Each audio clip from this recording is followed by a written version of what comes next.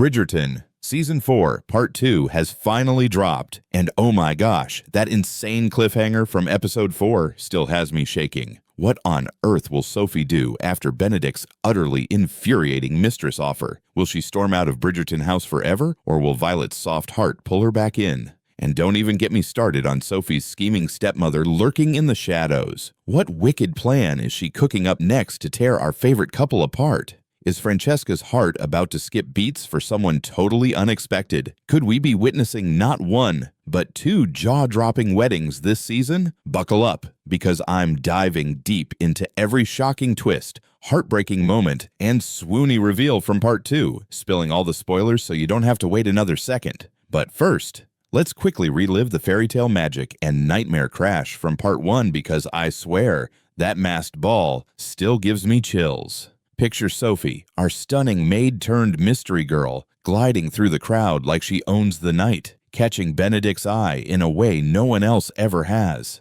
Those stolen glances, that electric spark, they knew right then they were made for each other, living purely in the moment like nothing else mattered. It felt so innocent, so pure, like the start of every dream romance we've ever wanted. But reality hit hard when Sophie had to slip back into her servant life, and the heartbreak that followed, getting kicked out by her cruel stepmother for daring to sneak to the ball, then fired again from her job for standing up for a friend. Total nightmare fuel. Thank goodness Benedict swooped in like the hero we adore, whisking her away to his cozy cottage for those dreamy, fun-filled days. Watching Sophie laugh and let loose for the first time, with Benedict's loving gazes melting us all, was pure bliss.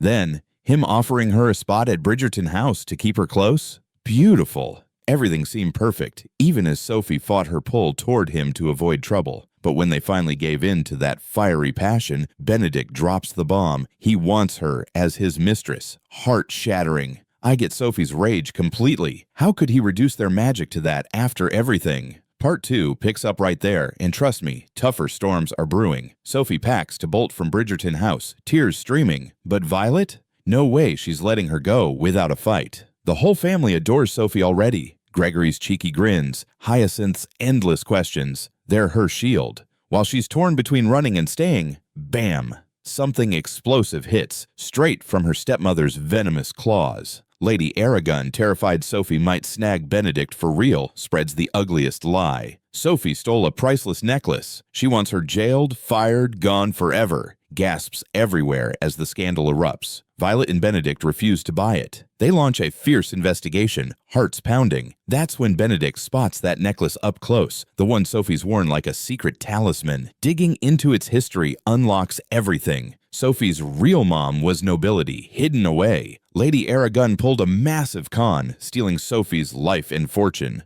Proof pours in. Sophie's dad left her a massive inheritance, vaults full of wealth. Suddenly, no barriers left. Sophie's no maid. She's a lady. Benedict's eyes light up with regret and joy. That mistress nonsense was just class fear. Now get ready for the most enchanting wedding Brdigerton has ever served. Lavish gowns, tearful vows, the ton buzzing in shock-turned awe. But honestly, it stings that Sophie needed this reveal to deserve him.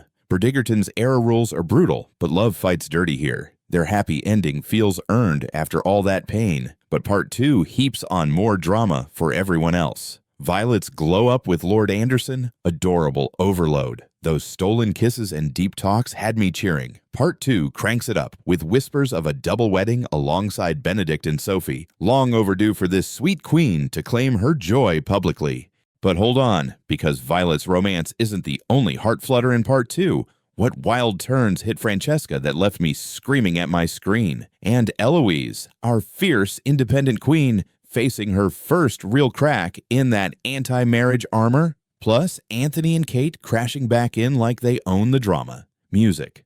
Let's unpack it all, because Part 2 delivers surprise after surprise, keeping us glued. Starting with Francesca, girl is evolving in ways we never saw coming. She's content-ish with John, but that itch for something deeper? It's real.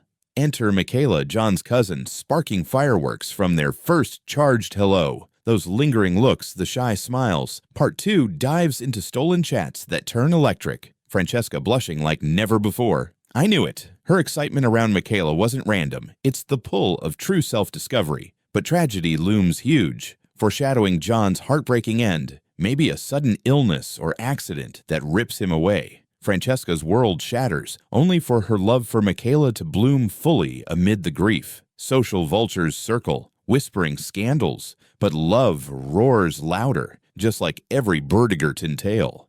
Pressure peaks, but expect Francesca owning her heart in Season 5's marriage mess. Pure fire. Music. Eloise steals scenes too, strutting her no men no weddings vibe, penning fiery letters and dodging suitors like pros. She's thriving solo, but Part 2 plants the seed. A mysterious letter arrives sealed with intrigue. Philip Crane's words hit different, witty, challenging her every belief. She scoffs at first, but those replies fly back and forth, sparks igniting. By finale teases, Eloise is hooked, dreaming of debates turning to passion. Season 5 or 6 owns her full arc, but this letter drop. Game changer. Will she fight it or fall hard? I'm dying to see her walls crumble. Music. And the ultimate nostalgia bomb. Anthony and Kate return, hotter and sassier than ever. Their chemistry still sizzles. They dissect Benedict's mess with that big bro glare and knowing smirks. Anthony grills him. Mistress, have you lost your mind? While Kate soothes Sophie with sisterly wisdom. They meddle adorably, pushing the investigation and even planning that epic wedding. Watching the Viscount and Viscountess root for love again. Chef's kiss. But whispers of their own baby news add sweet layers, family expanding amid chaos. Part 2 balances it perfectly, reminding us why Brdigerton families stick forever. Music. Now, zooming back to Benedict and Sophie, their path to the altar isn't smooth sailing. Post-reveal, Lady Aragon doubles down, rallying fake witnesses and bribing ton gossips to paint Sophie as a fraud. Jail threats loom real. Sophie's dragged before a shady magistrate, chains clinking in the tension.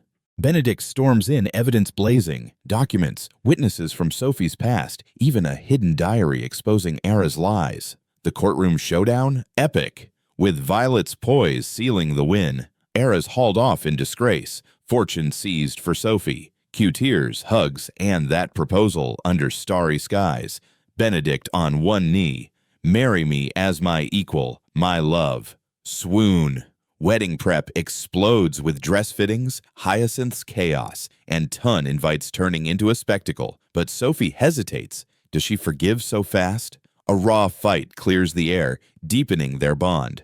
Music. Side plots weave in seamlessly. Gregory's puppy love crush adds laughs, while Colin and Penelope drop hints of their own spicy updates. Part 2 masterfully juggles it all, building to those vows that had me ugly crying. The wedding bells aren't the only chimes ringing in Part 2. Violet's arc with Lord Anderson takes a turn so romantic it melted my heart completely. These two have chemistry for days. Their quiet park walks turn into bold declarations, hands clasped defiantly against prying eyes. Violet, our forever elegant mama bear, finally chooses herself after years of loss. Part 2 shows her dancing freely at balls, Anderson's steady gaze making her glow. But drama strikes. Ton snobs sneer at the match, calling it unseemly. For a dowager, Anderson faces pressure from his own circle too, but they power through with a private elopement tease that explodes into full wedding plans. Picture Violet in ivory silk, Anderson beaming.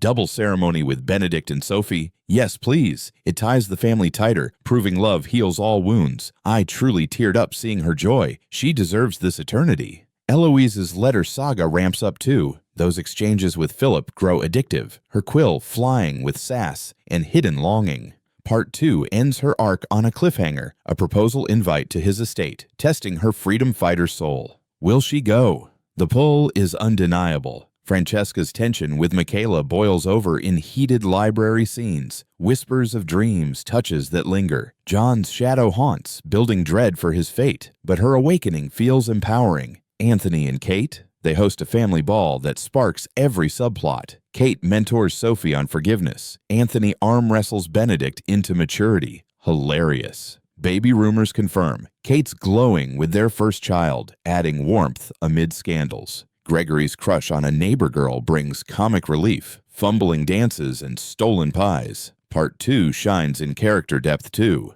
Flashbacks flesh out Sophie's lost nobility life, her mom's tragic love story mirroring her own. Benedict confronts his bohemian fears, sketching her portrait as apology art that stuns. Fights get raw. Sophie yells, "You saw a maid, not me." He replies, "I saw my soulmate." Healing moments like that make it real. Lady Ara's downfall drags deliciously. She begs mercy, but Sophie stands tall, reclaiming her name. Lady Sophie Beckett, or whatever title fits. Inheritance floods in, estates, jewels, elevating her instantly. Ton flips from hate to envy, invitations pouring. Wedding day dawns perfect. Sunlit gardens, orchestra swelling, siblings in finery. Vows exchange with, "I choose you always," sealing it. Reception dances wild. Benedict twirls Sophie endlessly, but post-honeymoon hints drop future drama. Sophie's first society ball as lady, scandal bait. Violet's marriage announcement rocks the ton, silencing haters. Francesca sneaks off with Michaela for a forbidden picnic, hearts racing. Eloise pens her boldest letter yet. Anthony toasts, "To love defying all." Part 2 masterfully blends swoon, tears, and edge, rating a solid 10 out of 10 for me. Better pacing than ever, twists that gasp induce. Costumes dazzle, score tugs every string. Brdigerton nailed escalating stakes while keeping heart central. Deeper layers in Part 2 hit like waves. Penelope and Colin's cameos tease spicier edges. Her whispering gossip strategies helping expose Ara's web. Hyacinth schemes matchmaking for fun, nearly spilling secrets. But the core magic? How Part 2 spotlights growth. Benedict matures from flirt to devoted husband. Sophie from shadow to spotlight star. Their honeymoon escape to countryside bliss shows tender newlywed nights. Whispers of future family dreams. Violet and Anderson's union cements her arc. Honeymoon hints promise adventures. Her finally wearing that widow's veil no more. Heartbreaking, yet beautiful. Francesca confronts John gently about her confusions, planting tragedy seeds without spoiling joy yet. Michaela's quiet support hints at storms ahead, but Part 2 leaves hope flickering. Eloise's finale letter reply, a yes to Philip's invite, door cracking to love she never planned. Chills. Anthony cradles Kate's bump during toasts, full circle from their passion. Part 2's production, flawless. Regency sets pop with candlelit intimacy, balls bursting color, casting shines. Sophie's firebrand performance owns every tear. Benedict's charm evolves perfectly. Twists, like Ara's last-ditch poison plot, foiled hilariously by Gregory, add thrills. Pacing races without rushing heart. Compared to past seasons, Part 2 feels bolder. Queer arcs braver, class critiques sharper, romances steamier yet pure. That ending wedding medley? Iconic. Vows overlapping in harmony.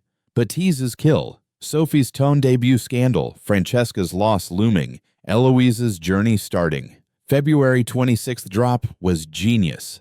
Binge heaven. I truly lived every second. Ugly cried at vows, cheered investigations, swooned at dances. Brdigerton, Season 4.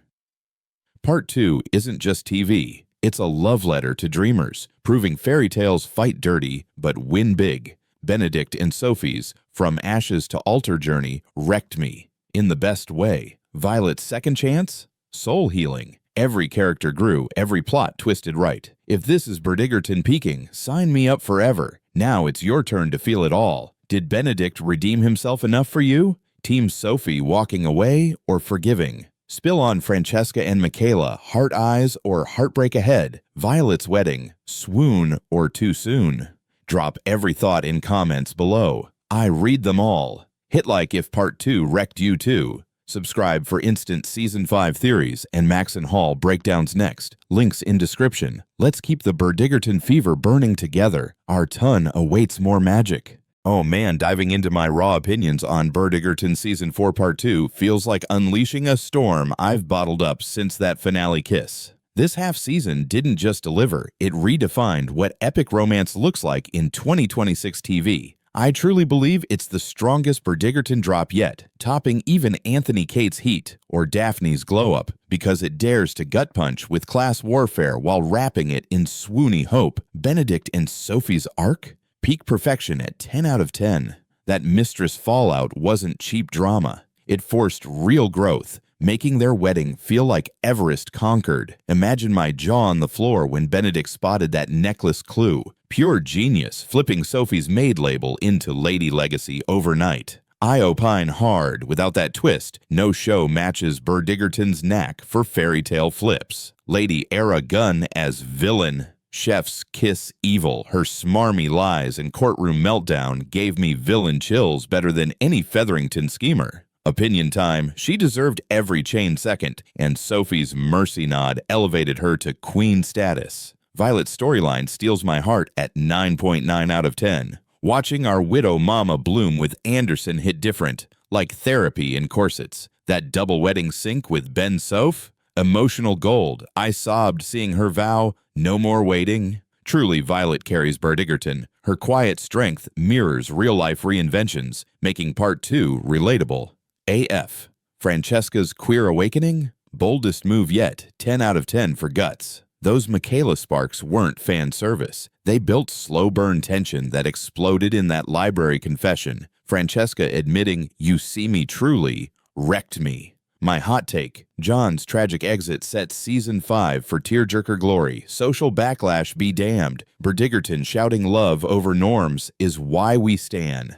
Eloise? 9.5 out of 10. Her letter obsession cracked me up, then tugged heartstrings. Philip's wit matching her fire promises chaos. Opinion. Rush her solo season next. No one does feminist fire like Eloise fighting Cupid. Anthony Kate cameo. Nostalgia Nitro at 9.8 out of 10. Their meddling sass, Kate's Sophie pep talks, Anthony's bro roasts balanced family vibes perfectly. Baby bump reveal, sweet legacy boost proving power couples endure. Side characters shine too. Gregory's crush antics scored laughs at 8.7 out of 10. Hyacinth's wedding quips pure joy. Production-wise, Part 2 aced it. Balls popped with diversity casting. Gowns shimmered like jewels. Score swelled for every tier. Pacing, flawless. No saggy middles, just escalating hooks from jail scare to altar bliss. My critique, minor nitpick on Ara's defeat feeling quick, but it fueled momentum. Compared to Part 1's slow build, this half flew,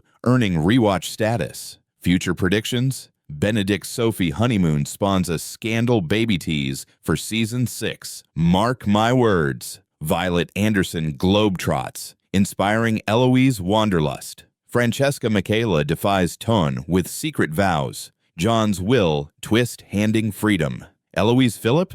Steamy greenhouse meet cute gone wrong. Letters turning physical. Penelope's columns expose mini-scandals. Pulling call back in. Brdigerton universe expand smart. Flashbacks humanize Sophie, nodding book roots while innovating. Opinion on changes, Sophie's nobility reveal honors. An offer from a gentleman but amps stakes brilliantly. Casting, Benedict's brooding eyes slayed. Sophie's fire matched. Chemistry crackled like Season 1 Daphne Simon but deeper. Violet nuanced every glance. Weak spot, John's foreshadow too subtle. Could have punched harder. Overall, Part 2 cements Brdigerton as comfort drama king. Escapism with edge, making Regency feel alive. I truly opine it's must binge for romantics, feminists, underdogs. It healed my cynic heart, proving second chances exist. That final dance, families entwined, symbol of series soul. What's your score? Spill below. But hold on, because Violet's romance isn't the only heart flutter in Part 2.